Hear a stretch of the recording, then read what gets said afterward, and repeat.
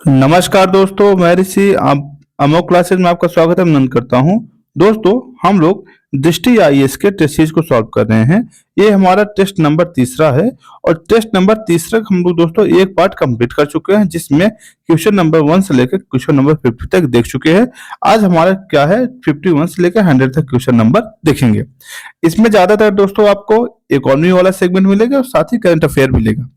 अब आपको कुछ इन्फॉर्मेशन बता दें। अगर आप इसके अन्य, चूंकि इसके पहले हम 5 वीडियो कंप्लीट कर चुके हैं, 2 टेस्ट कंप्लीट हो चुका है, जिसको आप प्लेलिस्ट बन चुकी है, आप जाकर वहां से देख सकते हैं। दोस्तों, इस टेस्ट सीरीज को सॉल्व करने का बेस्ट तरीका क्या है, इसमें को आप क्या करिएगा, एक पेपर कॉपी ले लीजिए और जब मैं प्रश्न आपके सामने पढ़ूं तो अपने आप से ऑप्शन उसका लगा लीजिए। उसके बाद मेरे से जो ऑप्शन बताऊं उसको मिलाइएगा, फिर देखिएगा आपका कौन सा ऑप्शन इसमें सही हो रहा है। ठीक है, बस तरीका यही है। क्योंकि आप टेस्ट सीरीज अगर आप संस्था में जाकर नहीं दे पा रहे हैं, आपको ऐसे देने के लिए ये बेस्ट रणनीति होगा। ठीक है, शुरुआत करते हैं आज के अपने क्वेश्चन से। आज का पहला क्वेश्चन है क्वेश्चन नंबर 51। क्या है, निम्नलिखित में से कौन सा विकासात्मक अध्ययन में प्रयुक्त औसत आय की अवधारणा को सर्वोत्तम रूप से वर्णन करता है। आपको बताना है कि औसत आय क्या होती है। ऑप्शन क्या है आपके सामने, किसी देश की कुल जनसंख्या को उसकी जनसंख्या से भाग देने से प्राप्त किया जाता है, किसी देश की श्रमिक वर्ग की औसत आय होती है, या राष्ट्रीय गरीब रेखा तक पहुंचने के लिए आवश्यक आय है, या किसी देश की किसी व्यक्ति द्वारा प्राप्त उच्चतम आय है। होता क्या है दोस्तों, औसत आय का मतलब क्या होता है बताइएगा।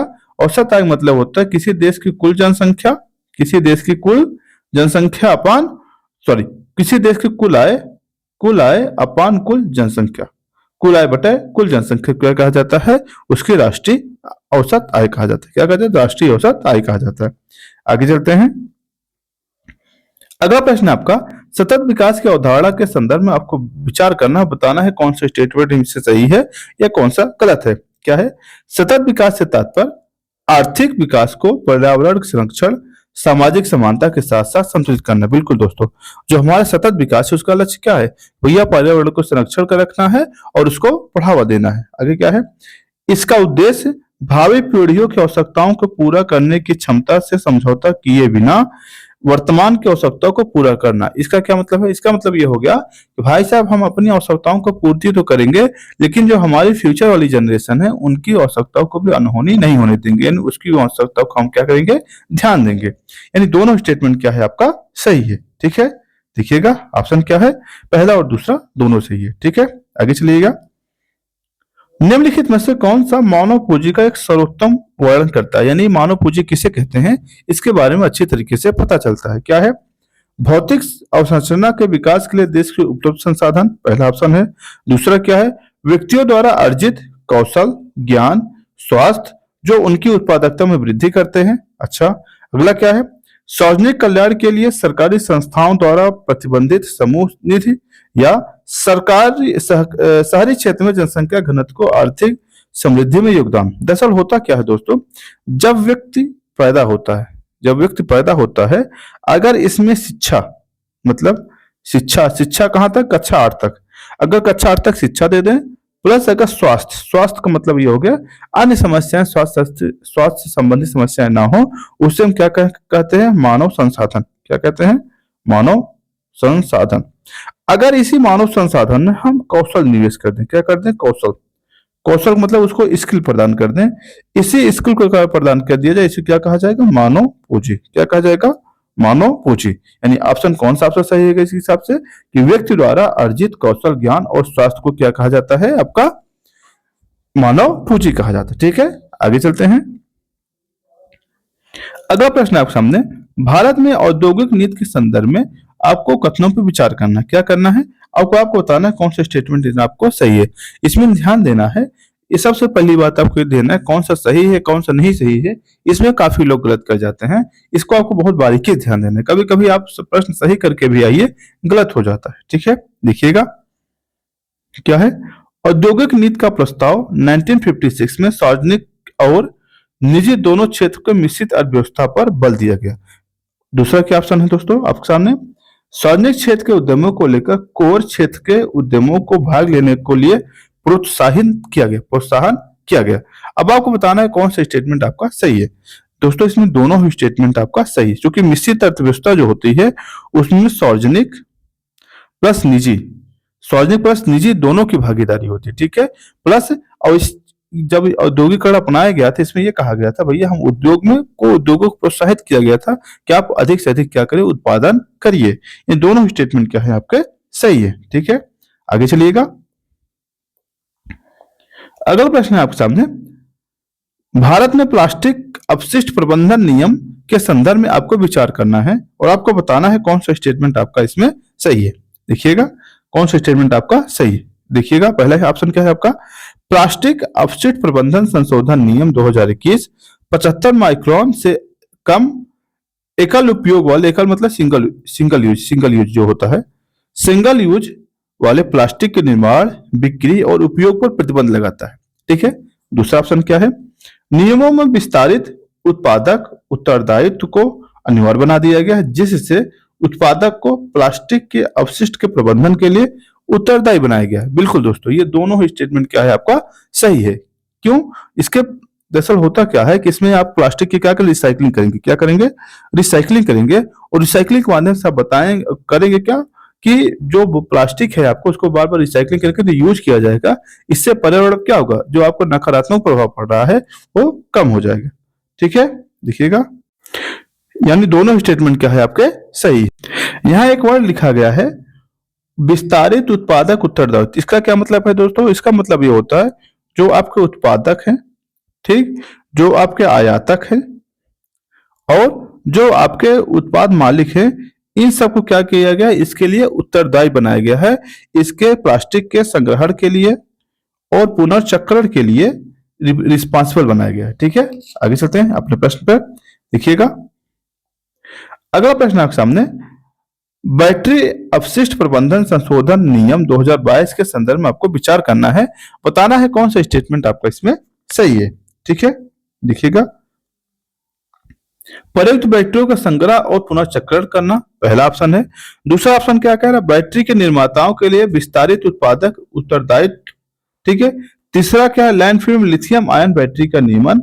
चौथा क्या है, बैटरी पुनर्चक्रण निर्देशन के मानकीकृत लेबलिंग। आप बताइए कि इसमें कौन सा स्टेटमेंट आपका सही है, ठीक है। अब इसमें देखेंगे, इसमें प्रयुक्त बैटरियों का संग्रहण और पुनर्चक्रण बिल्कुल ये आपको करना ही करना है, ठीक है। उसके बाद इसमें क्या किया गया है, जो बैटरी उत्पादक हैं, ठीक है, जो बैटरी उत्पादक हैं, जो निर्माता हैं, उनको क्या किया गया है, इसमें उत्तरदायी बनाया गया है। क्या किया गया है, उत्तरदायी बनाया गया है इसके पुनर्चक्रण के लिए, प्रबंधन के लिए, ठीक है। और जो लिथियम लैंडफिल है दोस्तों, इसमें क्या है, लिथियम आयन के बैटरी सही से जो खतरनाक बैटरियां हैं उसको भी रोक लगाती है, ठीक है। इसके भी इसमें ऑप्शन पे रोक लगाती है, यानी ये आपका क्या है, आपके ऑप्शन गलत है। और बैटरी के पुनर्चक्रण निर्देश के लिए मानकीकृत लेबलिंग, और ये आपका स्टेटमेंट क्या है आपका सही है। यानी 1 2 3 ये 3 स्टेटमेंट सही है, बाकी स्टेटमेंट क्या है आपका गड़बड़ है, ठीक है। अगला प्रश्न क्या है, निम्नलिखित में से कौन सा ग्रीन क्रेडिट कार्यक्रम का मुख्य उद्देश्य है जिसे भारत सरकार द्वारा आरंभ किया गया है। ऑप्शन क्या है आप सामने, पर्यावरण अनुकूल प्रथाओं को लागू करने वाली उद्योगों को पुरस्कृत करना, हरित भवन निर्माण के लिए वित्तीय सहायता प्रदान करना, या ग्रामीण क्षेत्र में सौर ऊर्जा अपनाने को बढ़ावा देना, या फिर नवीकरणीय ऊर्जा उत्पादन के लिए कर छूट प्रदान करना। अब बताइए इसमें क्या होगा दोस्तों। दरअसल जो ग्रीन क्रेडिट कार्यक्रम है इसका उद्देश्य क्या है, जो पर्यावरण है, पर्यावरण के अनुकूल क्या करना है, आपको क्रियाकलापों को आगे बढ़ाना है अपने। चूंकि आप प्रधानमंत्री मोदी जी ने क्या काम किया था, एक लाइफ पहल की शुरुआत किया था। क्या लाइफ पहल का उद्देश्य क्या था, लाइफ पहल का उद्देश्य ये था कि हमारी जीवन शैली जो होगी पर्यावरण के अनुकूल हो, हमारी जीवन शैली कैसी हो, पर्यावरण के अनुकूल हो। यानी कौन सा होगा स्टेटमेंट है इसमें, पहला स्टेटमेंट क्या है आपका सही है, ठीक है। आगे चलिएगा, अंतरराष्ट्रीय बीट कैट अलायंस के निम्नलिखित में से किस प्रजाति के संरक्षण पर ध्यान दिया गया है, ठीक है।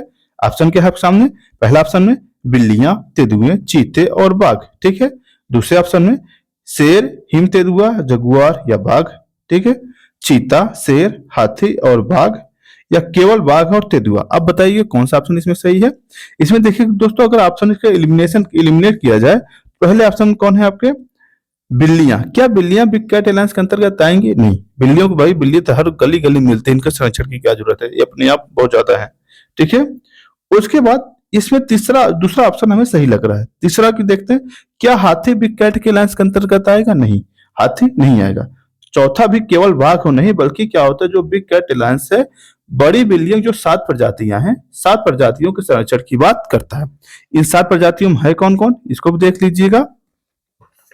इसमें कौन कौन है? शेर है, हिम तेंदुआ है, ठीक है, हिम तेंदुआ है, जगुआर है,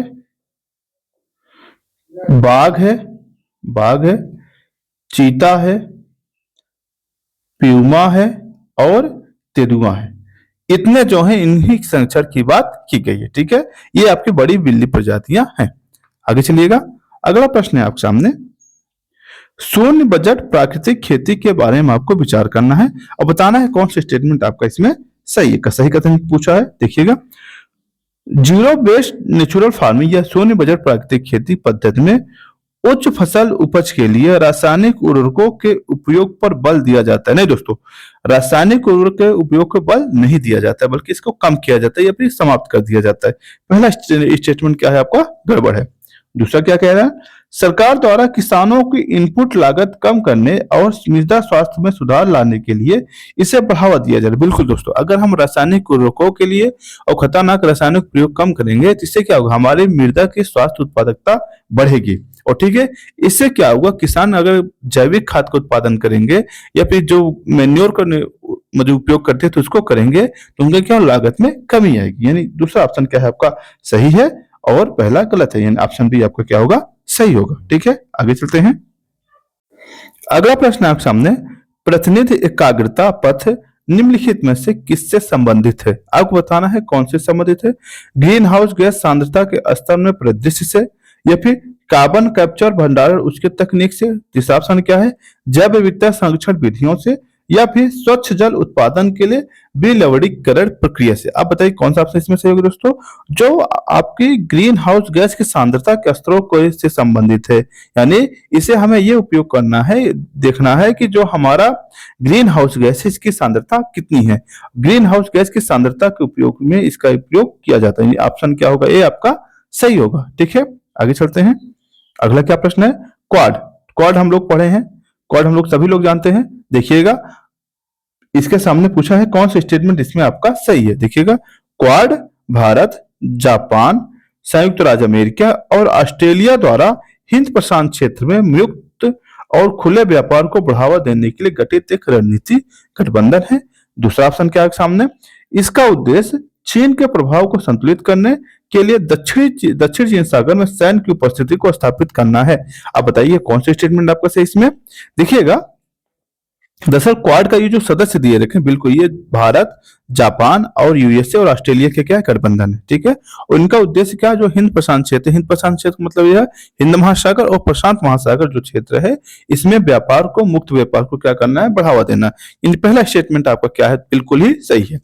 दूसरा स्टेटमेंट क्या है, क्वाड का उद्देश्य चीन के प्रभाव को संतुलित करना है और दक्षिण चीन सागर में सैन्य की उपस्थिति को स्थापित करना है। दोस्तों, यह स्टेटमेंट आपका गड़बड़ है। क्यों? क्योंकि भारत कभी भी सैन्यकरण पे बल नहीं देता। सैन्यकरण पर बल नहीं देता मतलब क्या है, सैन्य की गुटबाजी नहीं करता, यानी किसी ऐसे संगठन का सदस्य नहीं जहां सेना शामिल हो। ठीक है, इसे दूसरा स्टेटमेंट क्या है आपका गड़बड़ है, यानी ये कोई सेना का गठबंधन नहीं है चीन के खिलाफ। ठीक है, यानी दूसरा स्टेटमेंट गड़बड़ है, पहला सही है। ऑप्शन ए क्या होगा आपका सही होगा। ठीक है, आगे है, यूएनडीपी द्वारा लैंगिक असमानता सूचकांक निम्नलिखित में से कौन सा आयाम शामिल है? आप बताइए इसके आयाम मतलब घटक, कौन कौन से घटक इसमें शामिल होते हैं। देखिएगा, प्रजनन स्वास्थ्य, शैक्षणिक उपलब्धता, संसदीय प्रतिनिधित्व या वरिष्ठ पदों के रोजगार। आप बताइए कि इसमें कौन कौन सा ऑप्शन होता है दोस्तों।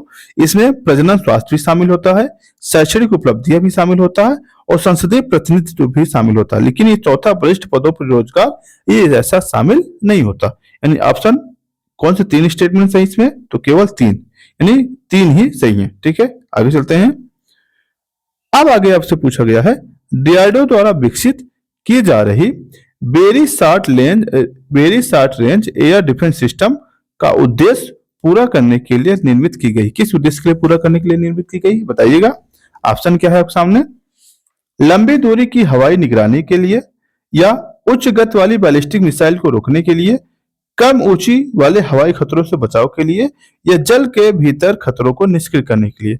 दरअसल दोस्तों, अगर आप थोड़ा सा कॉमन सेंस लगाएंगे और देखेंगे कि इसके नाम पे देखिए, बेरी शार्ट माने बेरी मतलब सबसे कम, शार्ट मतलब छोटा, रेंज मतलब परिधि दे रखा है, एरिया डिफेंस सिस्टम यानी air defence system. Air defence system का मतलब क्या है कि हवा से जो हमारी सिस्टम होगी उसको लघु रूप से सुरक्षा प्रदान करेगी। यानी इस हिसाब से देखें क्या ऑप्शन सी क्या होगा आपका सही होगा, यानी कम ऊंचाई वाले हवाई खतरों को कम करना है, मतलब उसको बचाव करना है। और इसकी जो मारक क्षमता होती है दोस्तों कितना है, 4.5 किलोमीटर है। यानी अगर कोई खतरा हवा से आ रहा है, चाहे हेलीकॉप्टर हो, कोई ड्रोन हो या कोई मिसाइल वगैरह हो, अगर उसको रोकना है हमें, इसका प्रयोग करके हम 4.5 किलोमीटर के अंतर्गत उसको समाप्त कर सकते हैं। ठीक है, आगे चलिएगा। अगला प्रश्न आपके सामने, आरबीआई एकीकृत लोकपाल योजना के संदर्भ में आपको कथनों पर विचार करना है और बताना है कौन सा स्टेटमेंट आपका सही है। पहला स्टेटमेंट क्या है?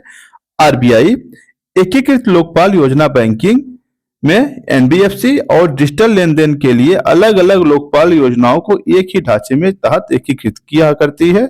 अच्छा, अगला क्या है? यह योजना ग्राहकों को शिकायत दर्ज करने की अनुमति देती है और यह विनिमय संस्था द्वारा 60 दिनों तक की उनकी समस्या का समाधान नहीं किया जाता तो। ठीक है, आगे क्या है? यह योजना 50 करोड़ या उससे अधिक जमा राशि को गैर अनुसूचित प्राथमिक सहकारी बैंकों को शामिल करती है। बताइए कौन सा ऑप्शन इसमें आपका सही होगा। दरअसल होता क्या दोस्तों, ये पहला जो ऑप्शन है बिल्कुल ही सही। क्यों? क्योंकि जो एकीकृत जो लोकपाल है आपका आरबीआई द्वारा जो लॉन्च किया गया है, इसमें जितने भी आपके एनबीएफसी हैं, जो भी डिजिटल लेन देन होता है या और जो बैंकिंग लोकपाल होते हैं, सबको क्या कर दिया गया है, एक कर दिया गया। ठीक है, सबको एक कर दिया। पहला स्टेटमेंट क्या है आपका सही है। दूसरा स्टेटमेंट जो कह रहा है दोस्तों, इसके 60 दिन के अंदर क्या हो समस्या का समाधान नहीं मिलता। 60 दिन नहीं बल्कि दोस्तों का 30 दिन तक।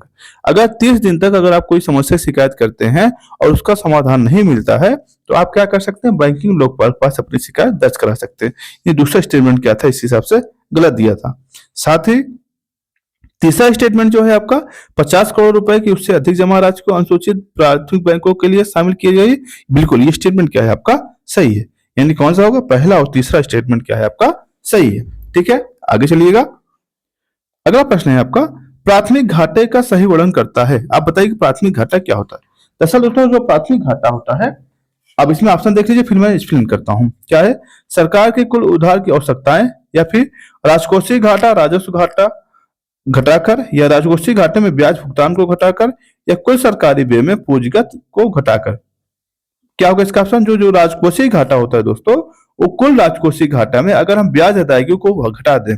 ब्याज अदायगी क्या मतलब, जो उधार लेते हैं हम किसी देश से, अगर उसके द्वारा उसका जो ब्याज होता है हम भुगतान को हटा दें, उसे क्या कहा जाता है, हमारा प्राथमिक घाटा कहा जाता है, राजकोषीय घाटा कहा जाता है। ठीक है, प्राथमिक घाटा कहा जाता है। ठीक, आगे चलते हैं। आर्थिक एजेंटों के संदर्भ में आपको विचार करना, बताना है कौन सा स्टेटमेंट आपका इसमें सही है। ठीक है, क्या है आपके सामने पहला ऑप्शन कह रहा है, आर्थिक एजेंट उपभोग, उत्पादन, संसाधन, आवंटन में शामिल सभी संस्थाएं शामिल हैं, जिसमें परिवार, फर्म और सरकारी निकाय आते हैं। ठीक है, दूसरा स्टेटमेंट क्या कह रखा है, कह रहा है आर्थिक विश्लेषण में बैंकों को जैसे वित्तीय संस्थानों को निवेश, ऋण प्रवाह और प्रवाहित करने के लिए उनकी भूमिका के कारण आर्थिक एजेंटों के रूप में वर्गीकृत किया जाता है। इन दोनों स्टेटमेंट क्या है दोस्तों आपका सही है। क्या है, दोनों स्टेटमेंट क्या है आपका सही है। ठीक है, आगे चलिएगा। अगला प्रश्न आपके सामने, निम्नलिखित संकेतों पर आपको विचार करना है। अब कह रहा है इसमें से कौन सा मुद्रास्फीति को मापते हैं, किसके माध्यम से मुद्रास्फीति को हम मापते हैं। ठीक है, पहला क्या है, उपभोक्ता मूल्य सूचकांक, दूसरा है थोक मूल्य सूचकांक, तीसरा क्या है, जीडीपी अपस्फीति। दोस्तों ये अपस्फीति कहिए डिफ्लेटर, आपने सुना होगा जीडीपी डिफ्लेटर, जीडीपी डिफ्लेटर, यानी तीनों ही माध्यम से क्या करते हैं, मुद्रास्फीति को हम माप करते हैं। ठीक है, अपने यहाँ क्या किया जाता है, इन तीनों के माध्यम से क्या किया जाता है, मुद्रास्फीति की माप की जाती है। इन तीनों स्टेटमेंट क्या है आपके सही है। ठीक है, आगे चलिएगा। मुद्रा आपूर्ति का नियंत्रण करने के लिए आरबीआई द्वारा उपयोग किए जाने वाले गुणात्मक उपकरण के संदर्भ में आपको विचार करना है, बताना है कौन सा स्टेटमेंट आपका इसमें सही है। दरअसल दोस्तों जो आरबीआई होता है, आरबीआई मौद्रिक नीति के तहत दो प्रकार के उपकरण अपनाती है। एक होता है मात्रात्मक, दूसरा होता है गुणात्मक। ठीक है, मात्रात्मक के अंतर्गत क्या होता है, repo rate, reverse repo rate, bank rate, ये सब होता है इसके अंतर्गत। अब इसके अंतर्गत क्या होता है, कोई नैतिकता वाला प्रभाव डाले, कोई मार्जिनल प्रभाव डाले, इस प्रकार जो प्रभाव डाला जाता है आरबीआई के द्वारा, उसे क्या कहा जाता है, गुणात्मक। क्या कहा जाता है, गुणात्मक। देखिएगा अब आपके सामने क्या है, नैतिक प्रत्यायन दबान, यानी बैंकों को अपनी ऋण को देने की प्रथाओं को समायोजित करने के लिए प्रेरित करना। ठीक है, मार्जिनल संबंधी अपेक्षाएं, बैंकों द्वारा प्रतिभूतियों के बदले उधार दी जाने वाली राशि को नियंत्रित करना। ठीक है, तीसरा क्या है आपका, रेपो रेट, ब्याज दर जो प्रत्यक्ष रूप से प्रभावित करने के लिए उपयोग किया जाता है। दोस्तों इसमें जो पहला और दूसरा ऑप्शन है ये आपको गुणात्मक है, बल्कि जो रेपो रेट है किससे है, मात्रात्मक है। किससे, मात्रात्मक है। यानी तीसरा स्टेटमेंट गलत है, पहला और दूसरा सही है। यानी केवल दो ही ऑप्शन क्या है इसमें सही है। ठीक है, आगे चलिएगा। आगे कह रहा, मौद्रिक नीति के लिए आरबीआई द्वारा उपयोग किए जाने वाले उपकरणों के संदर्भ में आपको बताना है, आपको ये बताना है कौन सा स्टेटमेंट आपका इसमें सही है। ठीक है, देखिएगा, वैधानिक तरलता अनुपात या जिसे हम एसएलआर कहते हैं, वृद्धि से वाणिज्यिक ऋणों के लिए उपलब्ध धनराशि कम हो जाती है। बिल्कुल दोस्तों, जैसे है क्या, जब मान लीजिए आरबीआई ने कहा भाई साहब आप एसएलआर 18% हटाकर 20% कर दीजिए बढ़ाकर, क्या होगा, तो आरबीआई पहले मान लीजिए कोई बैंक होगा, पहले 100 रुपए में से उसको कितना रुपए बचता था देने के लिए, 82 रुपए बचता था ब्याज में देने के लिए। अब होगा क्या, केवल 80 ही रुपए बचेगा। इसका मतलब क्या है, उसके पास पैसे की मात्रा कम हो जाएगी। ठीक है, यानी पहला स्टेटमेंट क्या है आपका सही है। कह रहा, बैंक दर को कम करने से बैंकों को व्यवसाय और व्यक्तियों को ऋण देने की वृद्धि करने के लिए प्रोत्साहन मिलता है। दोस्तों दोनों ही स्टेटमेंट क्या है आपका सही है। क्यों, क्योंकि होता है कि बैंक दर क्या होता है, देखिएगा, बैंक दर वह होता है जिसपे कोई होता है, वाणिज्यिक बैंक क्या करता है, आरबीआई से ऋण लेता है। अगर आरबीआई ने ऋण की दर कम कर दिया, ऋण की दर क्या कर दिया, कम कर दिया, तो क्या होगा, बैंक अधिक ऋण लेंगे। अगर बैंक अधिक ऋण लेंगे आरबीआई से, क्या होगा, और बैंकों के पास पैसा अधिक होगा ऋण बांटने के लिए। यानी दूसरा भी स्टेटमेंट क्या है आपका सही है। यानी दोनों स्टेटमेंट क्या है आपके सही है। ठीक है, आगे चलिएगा। अगला प्रश्न आपके सामने, सीपीआई, जीडीपी, अपस्फीति कार्ड के संदर्भ में आपको बताना है कौन सा स्टेटमेंट आपका इसमें सही है। ठीक है, सीपीआई में आयातित वस्तुओं की कीमतों में शामिल होती हैं, जबकि जीडीपी में अपस्फीति के कारक इनमें शामिल नहीं किया जाता है। दरअसल सीपीआई क्या मतलब होता है दोस्तों, जो हमारे उपभोक्ता मूल्य सूचकांक होता है वो एक बास्केट होता है। सीपीआई क्या है, कुछ वस्तुओं का ये बास्केट है। और कैसा बास्केट है, कुछ वस्तुओं और सेवाओं का, और इनकी मात्रा क्या होती है, निश्चित होती है। और वस्तु क्या हो सकता है, वस्तु हम क्या करते हैं, बाहर से भी मंगाते हैं, तो क्या होता है, यानी इस पे आयातित वस्तु का प्रभाव पड़ेगा। यानी पहला स्टेटमेंट क्या है आपका सही है। दूसरा क्या है, सीपीआई वस्तुओं के भार को स्थिर रखता है, लेकिन उत्पादन स्तर के आधार को जीडीपी अस्फीति कारक की भिन्नता होती है। बिल्कुल दोस्तों, ऐसा क्यों, क्योंकि है क्या कि वस्तु इसमें निश्चित है सीपीआई में, क्योंकि जो सीपीआई की टोकरी होती है उसमें वस्तुओं की मात्रा निश्चित है, इसलिए उसका भार भी स्थिर है। लेकिन जो जीडीपी होता है दोस्तों, इसमें वस्तुओं का उत्पादन निरंतर घटता बढ़ता रहता है। क्या होता है, इसमें वस्तुओं और सेवाओं का उत्पादन निरंतर घटता बढ़ता रहता है, इसलिए क्या होता है, ये इसमें भिन्नता होती है। दूसरा स्टेटमेंट क्या है आपका, ये भी सही है। ठीक है, आगे चलते हैं।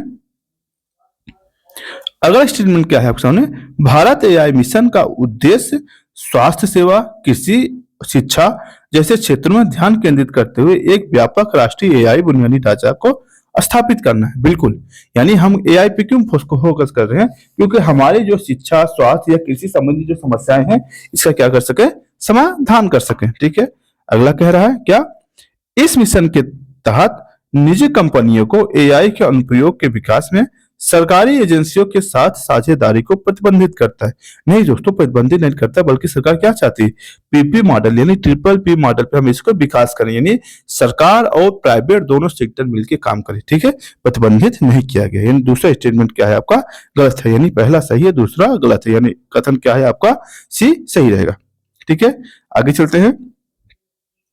अगला प्रश्न क्या है, भारत में क्वांटम कंप्यूटिंग पहल के निम्नलिखित उपयोग को विचार कीजिए। आपको बताना है भारत में क्वांटम कंप्यूटर अनुसंधान में कितने सक्रिय रूप से प्राथमिकता दी गई, यानी किन किन क्षेत्रों को हमें प्राथमिकता दी गई है कि हमें अपने क्वांटम कंप्यूटिंग जो विकास करना है किस पे फोकस करना है। पहला ऑप्शन क्या है, क्रिप्टोग्राफी और सुरक्षित संचार को, बिल्कुल सही है।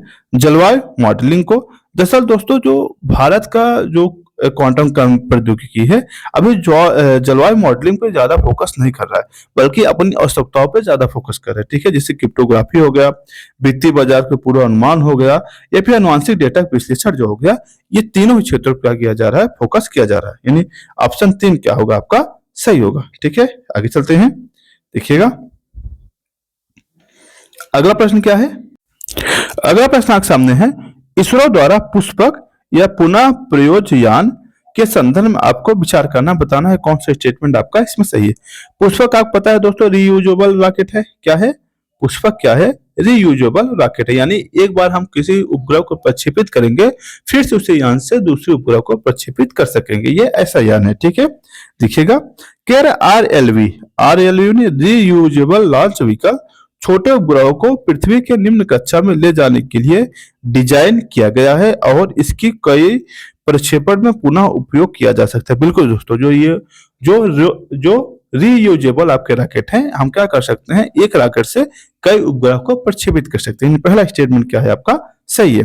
दूसरा क्या कह रहा है, इसका उद्देश्य पुनः प्रयोजन को बढ़ाकर उपग्रह प्रक्षेपण को समग्र लागत को कम करना है। आप बताइए, बिल्कुल लागत कम होगा कि नहीं होगा, बिल्कुल। जब हम एक ही रॉकेट को बार बार प्रयोग करेंगे तो इससे क्या होगा, जो हम नए रॉकेट बनाने में पैसा खर्च कर रहे थे या समय खर्च कर रहे थे तो क्या होगा, उसमें कमी हो जाएगी। यानी दूसरा भी स्टेटमेंट क्या है आपका, सही है। ठीक है, आगे चलिएगा।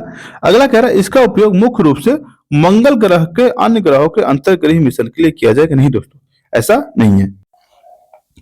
यानी इसका प्रयोग इसरो कहाँ करेगा, जो अपने उपग्रह लॉन्च करता है उसी में करेगा। यानी एक दो स्टेटमेंट सही है, तीसरा स्टेटमेंट क्या है आपका, गड़बड़ है। अगर हम एलिमिनेशन देखते, अगर तीसरा काट देते, स्वाभाविक पहला दूसरा स्टेटमेंट क्या होगा आपका, सही हो जाता। ठीक है, आगे चलते हैं।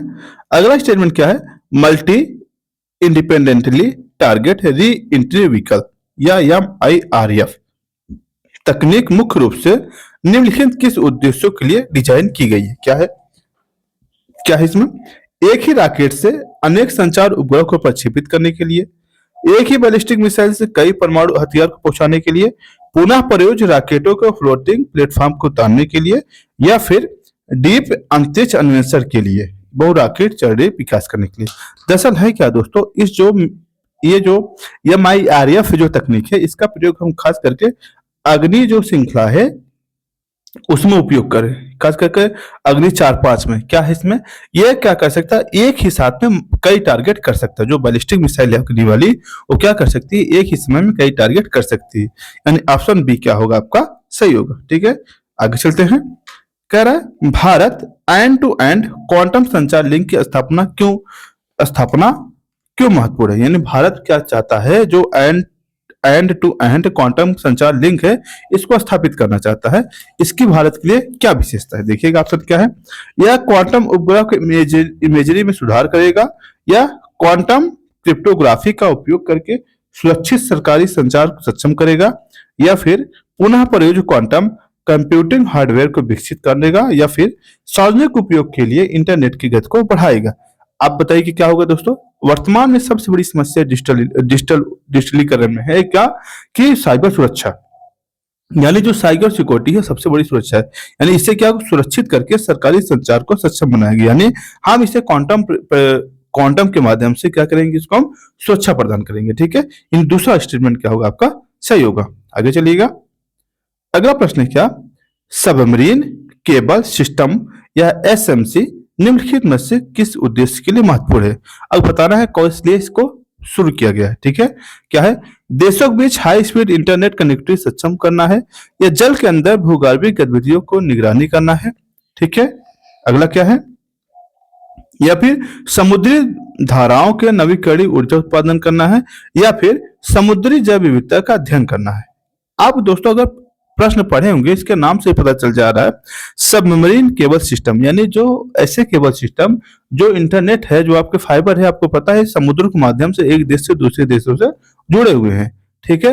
यानी इसके माध्यम से क्या देशों के बीच जो हाई स्पीड इंटरनेट कनेक्टिविटी है, जो हम डेटा केबल बिछा रखे हैं, उसकी सुरक्षा से संबंधित है। ठीक है, यानी पहला उसी कनेक्टिविटी को सक्षम बनाने से संबंधित है। यानी पहला ऑप्शन क्या है आपके इसमें सही है।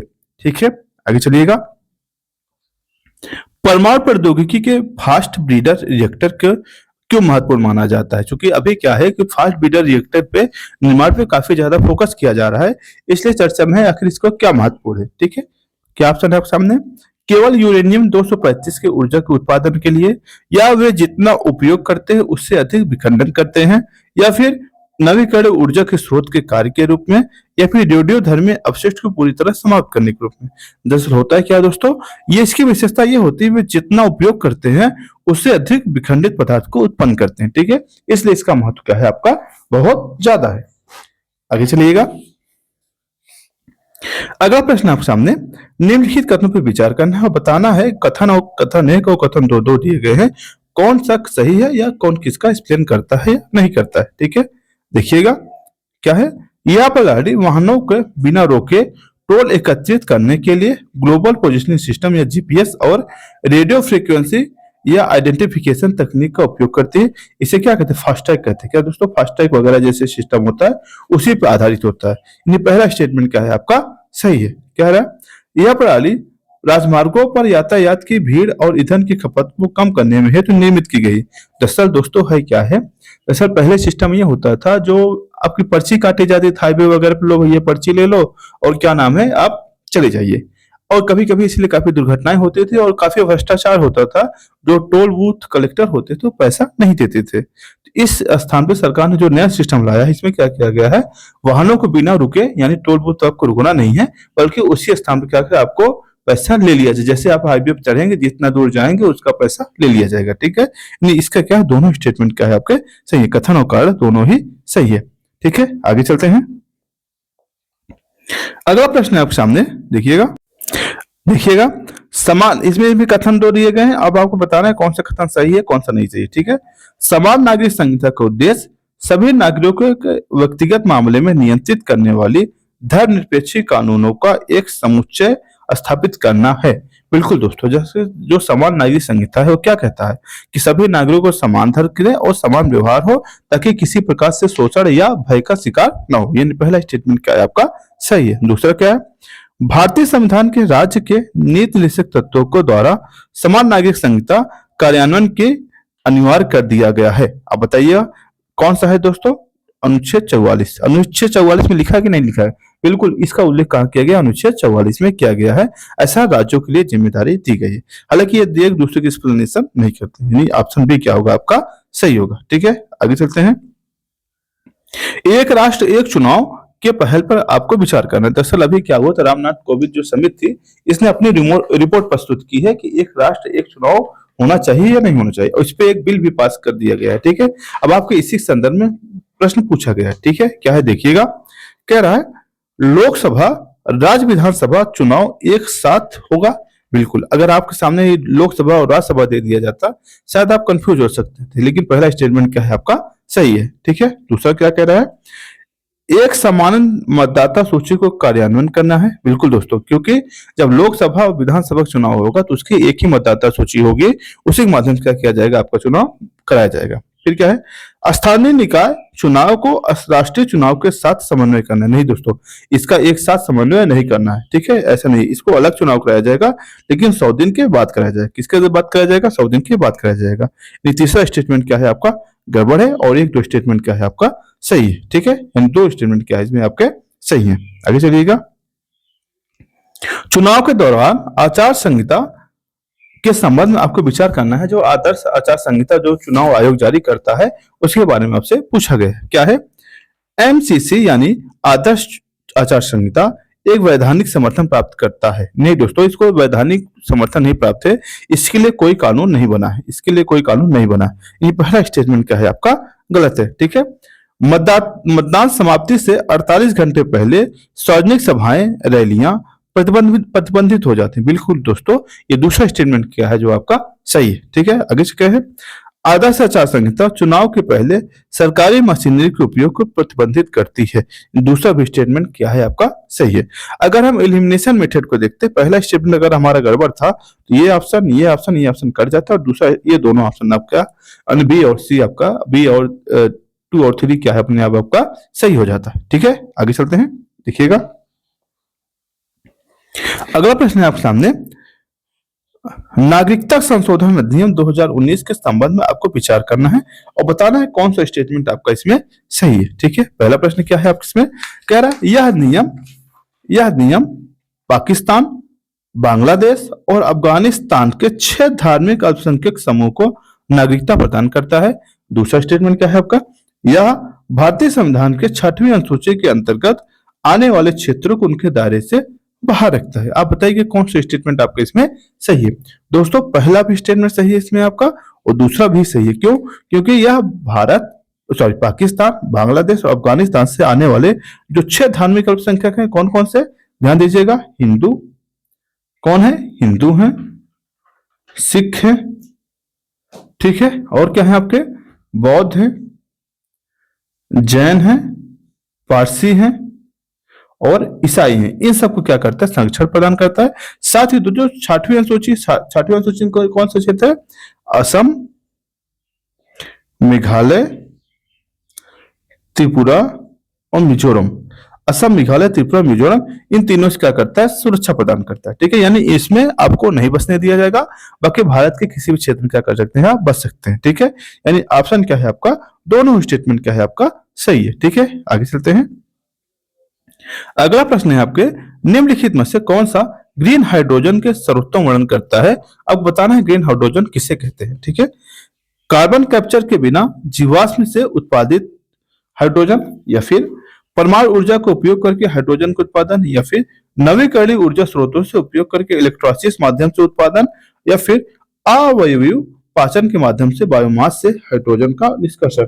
आप बताइएगा कौन सा स्टेटमेंट आपका सही है। देखिए कि इसमें जो ऑप्शन सी है दोस्तों, क्योंकि जब हम हाइड्रोजन के निर्माण ऐसे विद्युत से करते हैं जिसका उत्पादन नवीकरणीय होता है। चूंकि होता क्या है, मान लीजिए पानी लेते हैं, पानी में क्या करते हैं, हम इलेक्ट्रिसिटी फ्लो करते हैं और यहाँ से हाइड्रोजन का उत्पादन करते हैं। और जो ये इलेक्ट्रिसिटी का फ्लो होगा, कहाँ से होगा, ये इलेक्ट्रिसिटी या फिर सौर ऊर्जा हो सकता है या फिर जल ऊर्जा होता है, कहीं से भी हो सकता है। यानी हम नवीकरणीय ऊर्जा का उपयोग करते हैं। तो ऐसी दशा में क्या करेंगे, हमें जो हाइड्रोजन उत्पादन होगा उसे हम क्या कहेंगे, ग्रीन हाइड्रोजन कहेंगे। ठीक है, आगे चलिएगा। अगला प्रश्न आपके सामने, mangrove alliance for the climate या MAC के संदर्भ में आपको विचार करना है, बताना है कौन सा स्टेटमेंट आपका इसमें सही है। ठीक है, Bharat mangrove alliance for climate का संस्थापक सदस्य। ठीक है, दूसरा स्टेटमेंट क्या है, इस गठबंधन का उद्देश्य जलवायु परिवर्तन का सामना करने के लिए मैंग्रोव संरक्षित पुनर्स्थापित करना है। ठीक है, तीसरा क्या है, यह पहल संयुक्त राष्ट्र पर्यावरण कार्यक्रम या UN ने भी द्वारा आरंभ की गई। नहीं दोस्तों, ये जो पहल है किसके द्वारा शुरू किया गया है, यूएई प्लस इंडोनेशिया। दरअसल जब आपका COP27 चल रहा था, COP27 कहाँ चल रहा है, मिस्र में। कहाँ चल रहा है, मिस्र में। उसी समय इसकी घोषणा की गई, किसके द्वारा, इंडोनेशिया और UAE के द्वारा। यानी तीसरा स्टेटमेंट क्या है आपका गड़बड़ है। पहला अगर कर दे C और D अपने आप हो गया, और पहला दूसरा स्टेटमेंट क्या है आपका सही है। ठीक है, भारत इसका क्या है, संस्थापक सदस्य है। संस्थापक सदस्य में और कौन कौन है, UAE है, भारत है, इंडोनेशिया है और श्रीलंका है और ऑस्ट्रेलिया है। ठीक है, ये कुछ ऐसे सदस्य, जापान है, ये कुछ ऐसे सदस्य हैं जो इसके संस्थापक सदस्य हैं। ठीक है, आगे चलते हैं। अगला प्रश्न है आपके सामने, देखिएगा, निम्नलिखित में से कौन सा कथन समुद्र तटों पर ब्लू फ्लैग प्रमाणन के लिए सर्वोत्तम रूप से वर्णन करता है। दरअसल होता क्या है, ये एक संस्था है आपको FE, क्या नाम है इसका, FEE। इसका फुल फॉर्म क्या होता है, क्या, foundation for environment and education. Foundation for environment and edu, ठीक है, FE द्वारा जारी किया जाता है। अब ऑप्शन क्या है सामने, न्यूनतम मानवीय हस्तक्षेप वाले समुद्र तटों को दी गई मान्यता, या फिर कुछ पर्यावरणीय और सुरक्षा मानकों को पूरा करने वाले समुद्र तटों को प्रदान की जाने वाली इको प्रमाणन। कौन सा, इको प्रमाणन, या फिर वैज्ञानिक अनुसंधान के लिए नामित समुद्र तटों के लिए प्रमाणन, या फिर संरक्षित समुद्री जैव विविधता क्षेत्र के लिए यूनेस्को की मान्यता। बताइए कौन सी स्टेटमेंट आपका सही है? इसमें दोस्तों ऑप्शन बी आपका सही है, यानी कुछ ऐसे पर्यावरणीय और सुरक्षा मानक के लिए पूरा करने के लिए समुद्री तट जिनको इको प्रमाणन मिला हो। आगे चलिएगा, अगर प्रश्न आपके सामने राष्ट्रीय स्वच्छ वायु कार्यक्रम के संदर्भ में आपको विचार करना, बताना है कौन सा स्टेटमेंट आपका इसमें सही है। ठीक है, देखिएगा, इसका लक्ष्य 2024 तक का पार्टिकुलर मैटर की सांद्रता 20 से 30% की कमी लाना है। दूसरा स्टेटमेंट क्या है इसमें? इसमें केंद्र सरकार, राज्य सरकार और स्थानीय निकायों के बीच सहयोग का प्रयास किया गया है। ठीक है, इस कार्यक्रम में वायु प्रदूषण को नियंत्रित करने के लिए निवारक, सुधारात्मक दोनों ही प्रकार की कार्रवाई शामिल है। आप बताइएगा कौन सा स्टेटमेंट आपका सही है? दोस्तों इसमें तीनों ही स्टेटमेंट क्या है आपका सही है, तीनों ही स्टेटमेंट क्या है आपका सही है। ठीक है, यानी ऑप्शन डी क्या होगा आपका सही होगा। अगला प्रश्न क्या है आपके सामने? निम्नलिखित में से कौन सा मिशन कर्मयोगी का सर्वोत्तम रूप से वर्णन करता है? दरअसल मिशन कर्मयोगी जो होता है दोस्तों, ये जो आपके सरकारी कर्मचारी होते हैं, इनके क्या करना है, जो सरकारी कर्मचारी होते हैं उन्हीं की क्षमता निर्माण के लिए ये किया गया। सरकारी कर्मचारी के खासकर सिविल सेवा से संबंधित जो होते हैं उनके क्षमता का निर्माण करना है। ठीक है, देखिएगा, ग्रामीण क्षेत्र के रोजगार को बढ़ाना, युवाओं के कौशल विकास का पहल करना, सरकारी कर्मचारी के लिए क्षमता निर्माण या फिर सार्वजनिक स्वास्थ्य को जागरूकता बढ़ाना। क्या होगा इसका आंसर दोस्तों? ऑप्शन सी, यानी क्या है, सरकारी कर्मचारी के लिए क्षमता का निर्माण करना। ठीक है, अगला प्रश्न क्या आपके सामने? अगला प्रश्न है आपके सामने अटल भूजल योजना। अटल भूजल योजना के बारे में आपसे पूछा गया है, क्या है देखिएगा, अटल भूजल योजना का के संदर्भ में आपको विचार करना है। क्या है इसका उद्देश्य? जल संकट क्षेत्रों को भूजल को प्रबंधन को सुधार करना। बिल्कुल दोस्तों, यानी क्या है भाई, जहां संकट ग्रस्त क्षेत्र है उसे क्या करना है, उसका प्रबंधन करना है भूजल को। ठीक है, इसका वित्त पोषण भारत सरकार और विश्व बैंक कर रही है। बिल्कुल दोस्तों, इसका जो है भारत सरकार और विश्व बैंक के बीच 50-50 रेशियो का क्या है आवंटन किया गया है, यानी 50 रेशियो, 50% पैसा आपका भारत सरकार व्यय करेगी और 50% क्या है आपका विश्व बैंक व्यय करेगी। ठीक है, यह विशेष रूप से शहरी क्षेत्रों को लक्षित करता है। नहीं दोस्तों, ऐसा नहीं है, यह क्या है सभी शहर हो चाहे ग्रामीण हो, दोनों ही क्षेत्रों के लिए किया गया है। यानी तीसरा स्टेटमेंट क्या है आपका गड़बड़ है और पहला और दूसरा क्या है आपका सही है। ठीक है, यानी ऑप्शन ए क्या होगा आपका सही होगा। आगे चलिएगा, अगला प्रश्न है आपके सामने, ESR मुंबई निर्णय में राष्ट्रपति शासन को लागू करने के न्यायिक समीक्षा का अधीन लाकर 365 के दुरुपयोग को सीमित कर दिया। दरअसल होता क्या था दोस्तों, जब पहले केंद्र में कोई और पार्टी की सरकार होती थी और राज्य में किसी और पार्टी की सरकार होती थी, तो केंद्र वाली सरकार ज्यादातर बदमाशी रूप में या फिर अपना कंट्रोल करने के लिए राज्यों में राष्ट्रपति शासन लगा देते, जबरदस्ती लगा देते थे। फिर जब SIR मुंबई केस हुआ तो इस पे कोर्ट ने यह कहा, भाई साहब आप जबरदस्ती किसी पे राष्ट्रपति शासन नहीं लगा सकते। यानी पहला स्टेटमेंट क्या है आपका सही है। दूसरा स्टेटमेंट क्या कह रहा है? यह निर्णय स्थापित किया गया कि राष्ट्रपति शासन केवल बाह्य आक्रमण या आंतरिक अशांति की स्थिति में लगाया जा सकता। दोस्तों ये आंतरिक राष्ट्रपति शासन के लिए है नहीं, ये जो स्टेटमेंट दे रहा है ये राष्ट्रीय आपात के लिए दे रहा है। क्या है? राष्ट्रीय आपात के लिए। देखिए राष्ट्रपति शासन कब लगता है? जब राज्य में संवैधानिक तंत्र के अनुसार नहीं चल, जो राज्य संवैधानिक उपबंधों के अनुसार न चल रहा हो, संवैधानिक उपबंधों के अनुसार न चल रहा हो, तब राज्यपाल अगर सिफारिश करता है तब राष्ट्रपति शासन राष्ट्रपति लगाता है। यानी दूसरा स्टेटमेंट गलत है आपका, पहला स्टेटमेंट आपका क्या है सही है, यानी ऑप्शन सी क्या होगा आपका सही होगा। ठीक है, आगे चलिए।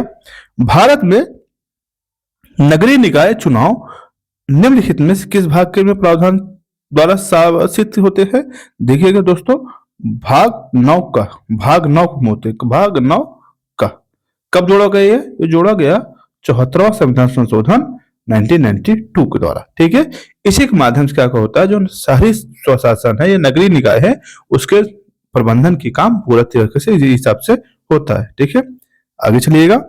अगला प्रश्न है आपके सामने, घरेलू उपयोग व्यय सर्वेक्षण मुख्य रूप से निम्नलिखित किस उद्देश्य के लिए डेटा एकत्रित करता है? यानी जो हमारा ये घरेलू भू उपयोग सर्वेक्षण है किसके लिए ये डेटा संरक्षित करता है? ठीक है, ऑप्शन क्या आपके सामने, विभिन्न क्षेत्रों को घरेलू आय के वितरण को आकलन करना, या वस्तुओं और सेवाओं को घरेलू व्यय के पैटर्न को विश्लेषण करना, या फिर रोजगार के रुझान और कार्यबल भागीदारी दरों को ट्रैक करना, या फिर विभिन्न क्षेत्र के औद्योगिक उत्पादन के स्तरों को निर्धारित करना। दरअसल इसका उपयोग क्यों होता है दोस्तों? इसलिए होता है वस्तुओं और सेवाओं के घरेलू व्यय है इसके पैटर्न को समझना। ठीक है, आगे चलते हैं, अगला प्रश्न देखिएगा,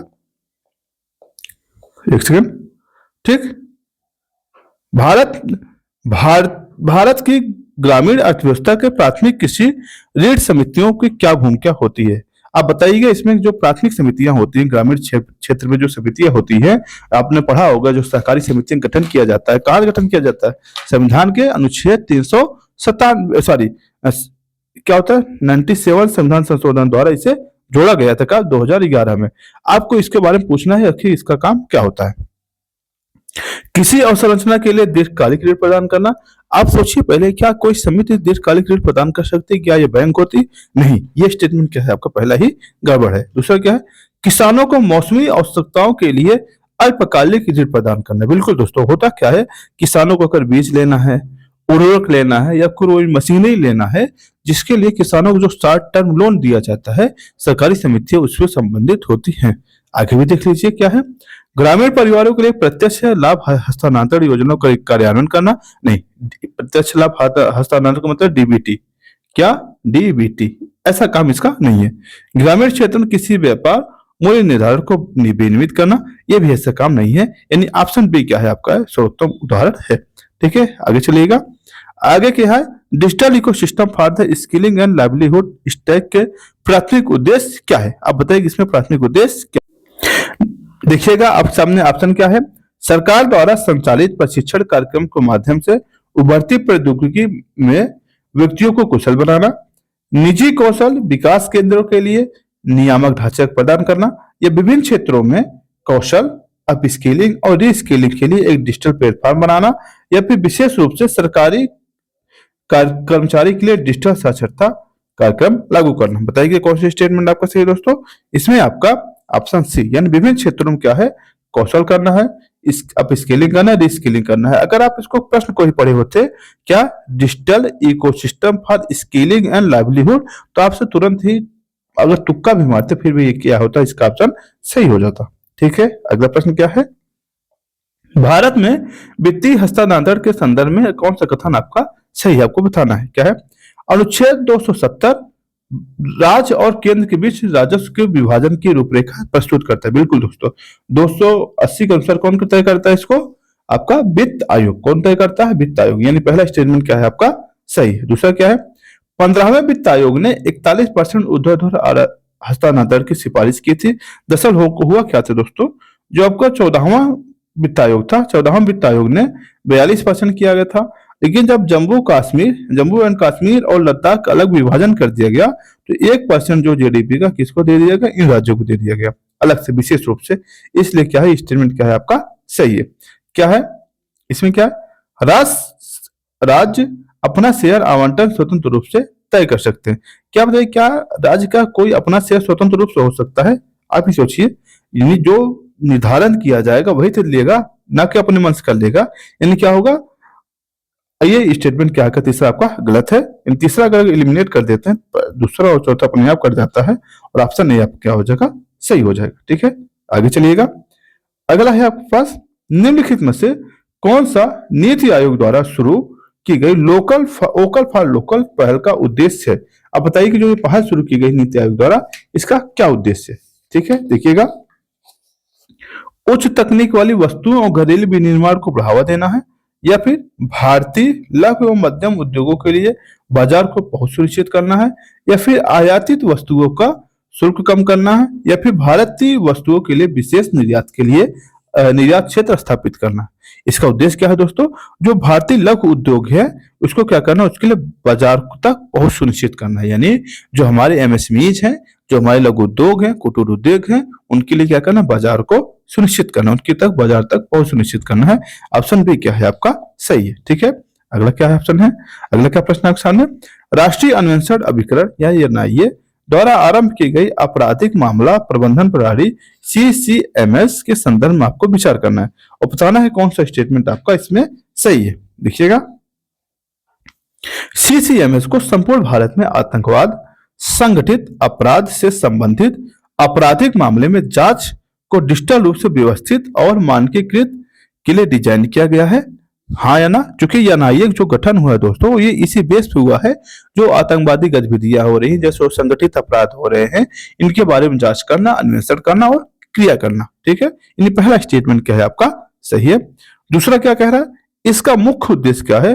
कानून प्रवर्तन गतिविधियों को केंद्रित करना तथा अंतर एजेंसियों सहयोग के लिए जांच डेटा तक पहुंच को सीमित करना। पहुंच को सीमित नहीं करना दोस्तों, बल्कि पहुंच को बढ़ाना है। क्या करना है? पहुंच को बढ़ाना है। यानी जितनी आपकी जांच एजेंसियां हैं, उनको उनको तक क्या है, पूरे डेटा को, पहुंच को सुनिश्चित करना है। दूसरा स्टेटमेंट आपका गड़बड़ है। पहला स्टेटमेंट क्या है आपका? सही है। ठीक है, कथन एक क्या होगा आपका? सही है। आगे चलिएगा।